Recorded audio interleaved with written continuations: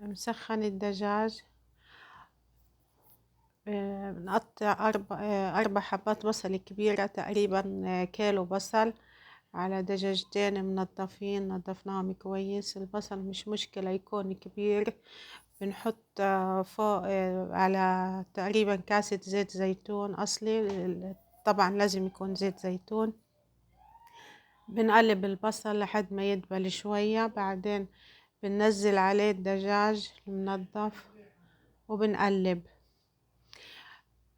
بنحط ورق غار، هنا ما كنت مسورة طبعا، ملح، فلفل أسود. بنقلبه، ما بنحط عليه مية، نفسه للدجاج. هنا الفلفل الأسود حطينا، وهي المطحون.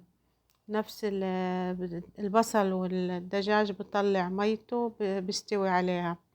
بس بنغطيه وبنحط عليه نص كاسة سماق مطحون وبنقلبها، وبنغطيها تقريبا. بنغطيها وبنوطي عليها، بتقعد 40 دقيقة.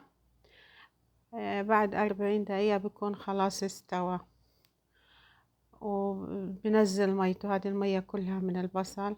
بنحط الملح. بعدين بعد ما يستوي كده بيكون شكله، بنطلعه. بنكون جايبين العيش الباكستاني زي عيش التميس كده، بس بيكون طري.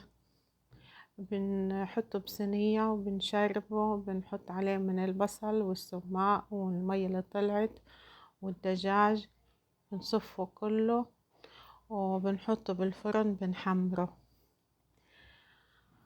بس طبعا هذا بيتاكل بالايدين، والف صحة وعافية. كده بيكون شكله. حطيناه بالفرن، حمرناه كده تسقسق وتنغنغ.